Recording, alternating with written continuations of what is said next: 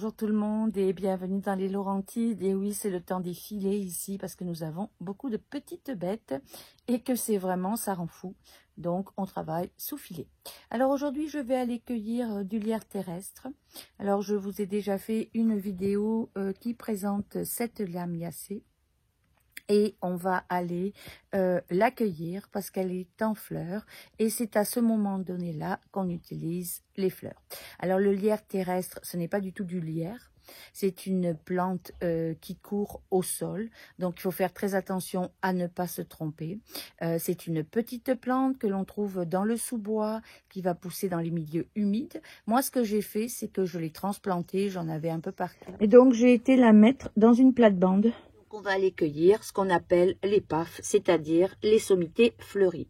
Alors, c'est une plante que je vous conseille de goûter. Elle a une feuille dentelée, mais elle est très intéressante au goût. Elle a un goût boisé, mentholé, agrumes. Enfin, c'est un mélange, je trouve. Il faut vraiment la goûter. Donc là, je vais aller cueillir mes sommités fleuries et je vous reviens en cuisine. Alors, tout à l'heure, nous étions en extérieur en train de cueillir le lierre terrestre et maintenant, nous allons utiliser ce lierre terrestre directement dans mon fromage de kéfir.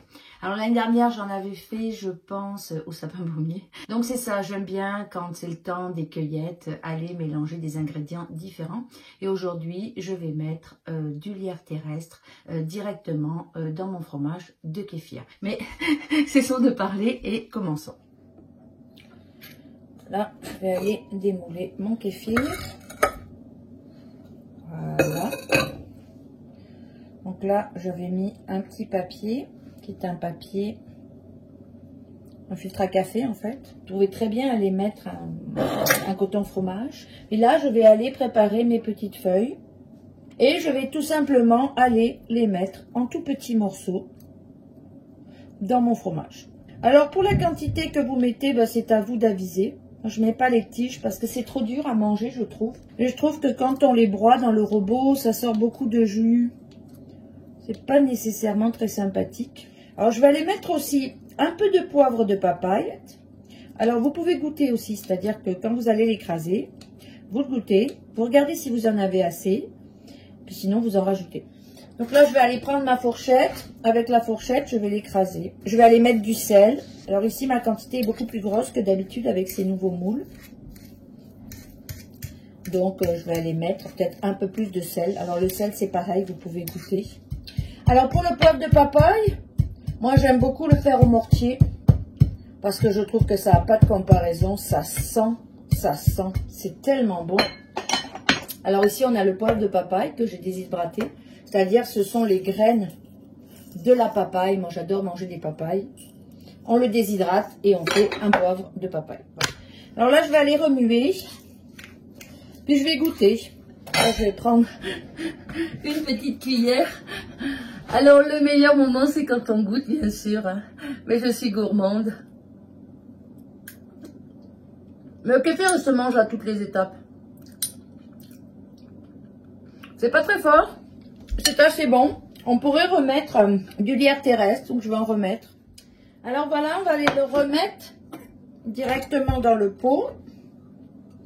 Alors là, je vais mettre un coton fromage. Alors en fait, le fromage est resté, le fromage de kéfir que j'ai fait avec le lierre terrestre est resté sur le comptoir depuis hier. Et là, nous allons aller le démouler. Donc, si vous voyez mon installation, moi, je mets toujours un pot dessus ou quoi que ce soit pour appuyer. Voilà.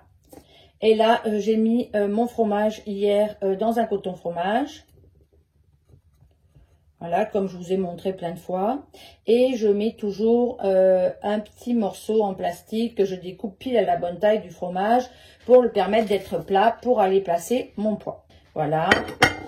Donc là, si je vous montre, ben, j'ai du jus dedans. Donc, il a continué à couler. Et là, en fait, pourquoi je mets un coton fromage et pourquoi je ne le mets pas directement dedans? C'est parce que, du coup, ben, c'est très facile à sortir. Voilà. Donc là, ce qu'on va faire, c'est que je vais l'ouvrir. Puis, je vais le renverser. Voilà. Et voilà. Donc ça, c'est le petit fromage frais qu'on a fait hier. Voilà, c'est assez beau, hein. Alors, on peut aller le manger comme ça. Ça va faire un fromage de type boursin, en fromage frais. Ou on peut aller le laisser se maturer. Donc, moi, je vais aller mettre un tout petit peu d'herbes. Alors, en général, je mets des herbes de graisse et de l'origan, ou du thym, ou du romarin. Mais là, comme il est déjà parfumé, que je veux garder son côté parfumé, je vais aller mettre juste un petit peu de poivre. Ce sont des poivres mélangés. Bon, il y en a déjà dedans. C'est juste pour faire une petite couverture. Et je vais aller mettre un petit peu de poivre de papaye, comme j'en ai mis dedans, mais pas trop parce qu'il est quand même assez fort. Alors, ce que je vais faire, c'est que je vais le mettre comme ça pour pas avoir les gros grains. Voilà. Et là, je vais aller le laisser dans un endroit protégé. Alors, ça pourrait être juste avec une cloche, c'est-à-dire qu'on pourrait faire comme ceci. Voilà. On pourrait le laisser, une fois qu'on a jeté l'eau, on pourrait le laisser comme ceci. Donc, je vais aller le mettre à l'intérieur, juste pour qu'il soit protégé des bêtes. Et je vais laisser Geotrichum candidum se développer. Et quand il se sera développé, ça va prendre à peu près 24 heures. Et ensuite, je vais aller le mettre dans mon frigidaire avec un papier à fromage. Ce sont des papiers particuliers qui ont des micropores qui permettent de respirer.